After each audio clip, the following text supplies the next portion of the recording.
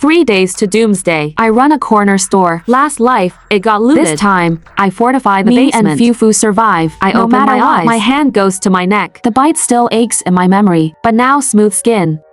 Soft blankets under me. Fufu snores by the bed. I rush to the storefront. Check the shutter lock again and again.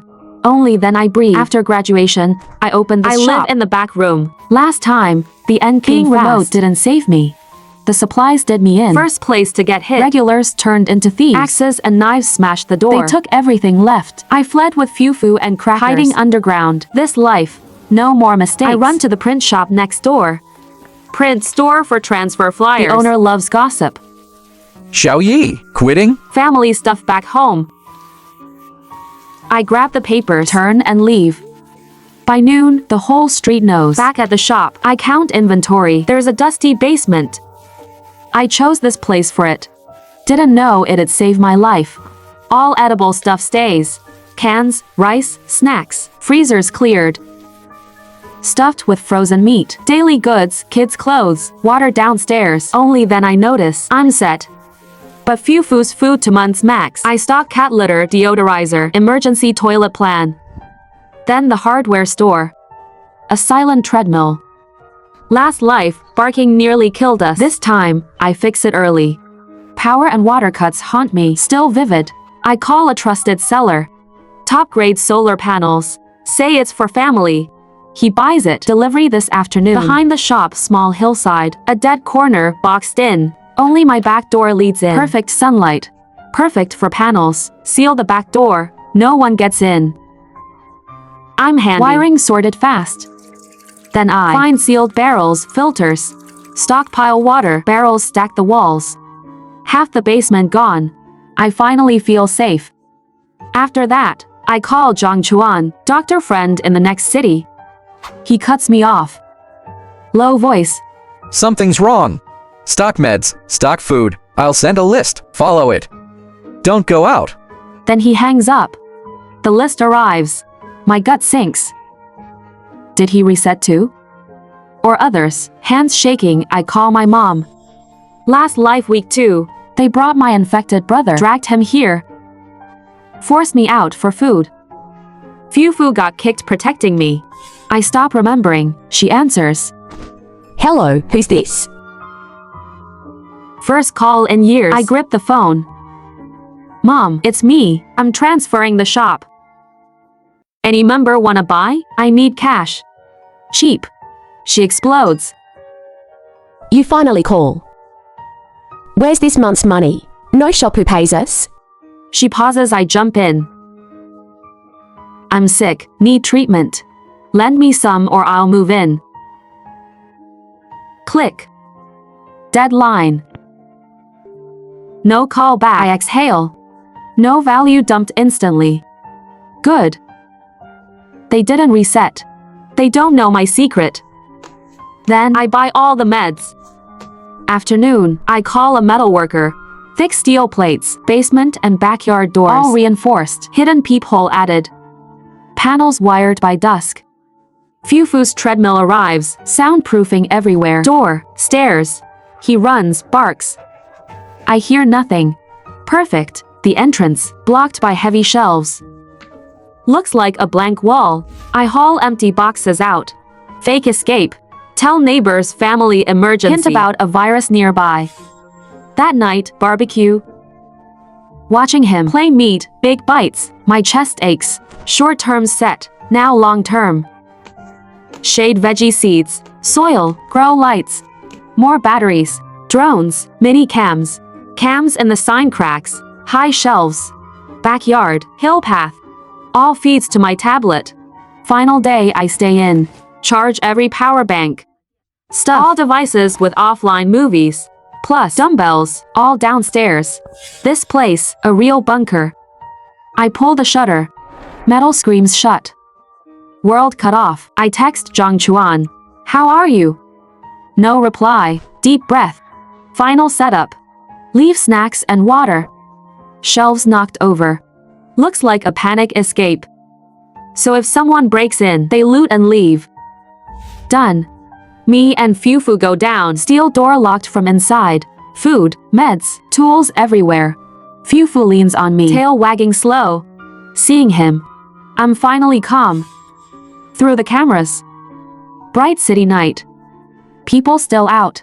Carefree, no one knows tomorrow. Less than 12 hours left. 12-hour countdown. I hide underground. Looks like any day, nothing special. But danger's coming. I eat instant noodles. Curled up, watching the outside feed. The first riot hits the net. Then it started happening everywhere. Same thing. Online experts shut it down, called it some new illness. People lost interest fast, turned it into jokes. I tried warning them, told them to stock up. Crackers, water, the comments just laughed. All haha. Apocalypse memes. They had no clue. This wasn't sickness, it was the end. I sighed. Still no word from John. My dog Fufu stayed chill. Ran on the treadmill, got tired, went to sleep early. 3 days later, busters were exposed. The first zombies finished mutating, screams everywhere. Order collapsed, just like I thought. My so-called parents blew up my phone. I ignored them. Week 2. Infections hit our block. I watched the cameras. People lingered outside my shop. At first, they saw the for rent sign and left, but not for long. Some got desperate, tried smashing the shutter. When it didn't open, they grilled me in the group chat. Why closed? Any stop I replied. Questions turned into threats. Don't play dead. Open up or we smash it. Then the print shop owner stepped in. Said I'd moved out. Lucky he left early himself. Otherwise, helping me would have doomed him. Still, that night, a few residents came armed. Knocked hard. Too bad I'd upgraded the locks. And the alarm would draw worse things. They left empty-handed, but wave after wave kept wrecking it. Days later, the alarm died. The door was failing. Worse, those monsters from last life should be showing up now. That night, I cooked hot pot downstairs. The smell filled the room. Strangely calming. Fufu curled in my arms, quietly watching TV with me. I rubbed his head. The vet said he'd be noisy tomorrow. But don't worry, I'll protect you.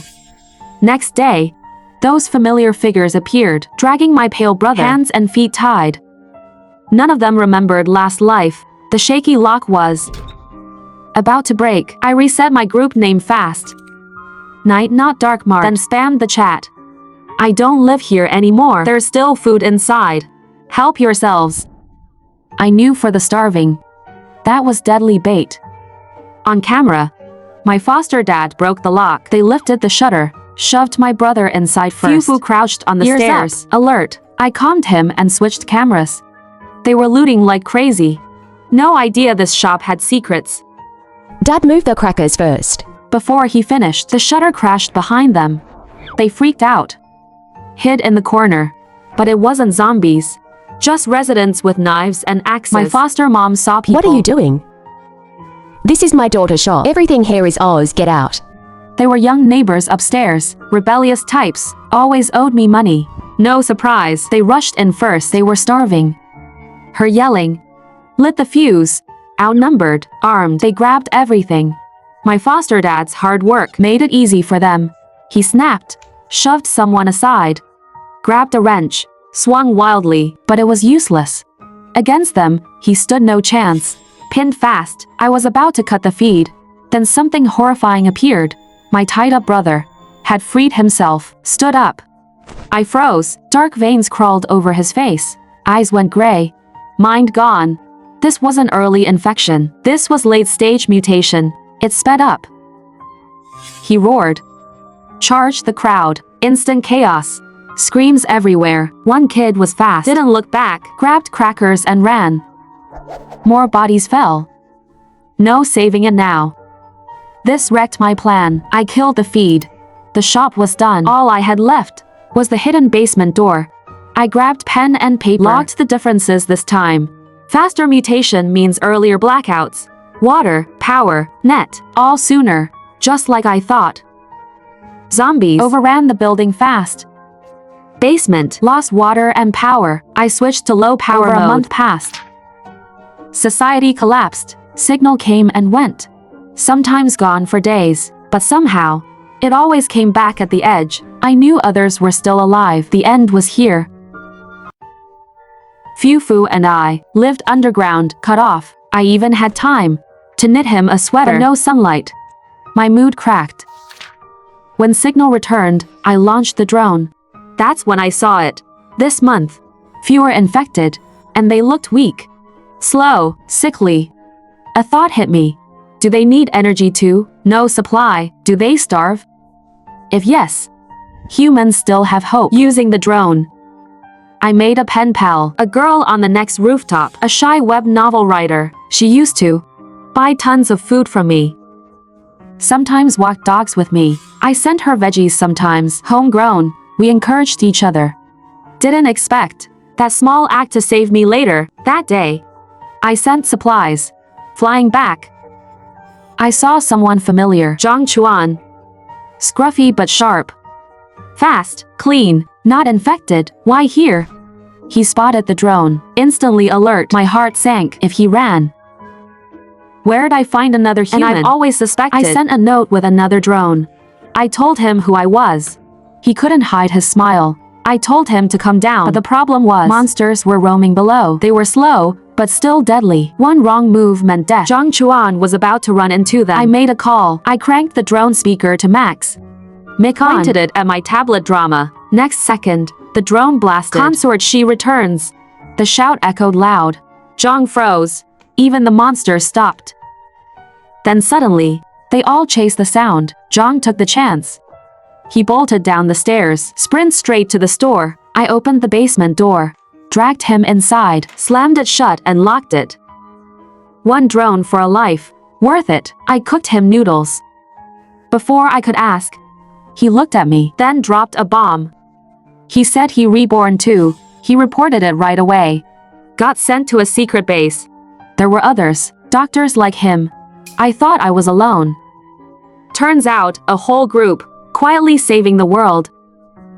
They made a catalyst to speed mutations to death. Then I got it. Those weak monsters outside weren't fading naturally. Humans hit first. But one question. They're doctors. What about me? Just a shop owner. Was I a fluke? Zhang said, teams spread the catalyst city by city, but it sped outbreaks too. Traffic collapsed fast. His team got hit here. No survivors. He pointed to his pack. Inside, hope for 3 shelters. If I hadn't saved him, it'd be a disaster. I went quiet. Same rebirth. I only wanted me and Fufu alive. They were saving the world. I watched Fufu roll by him. And it clicked if he failed. No stockpile would last for Fufu and me. I had to help. I told Zhang my plan. He was surprised and welcomed me aboard. Before leaving, I had to place Fufu safe. I used a drone to call the girl next door. When she learned I was the helper, she was stunned.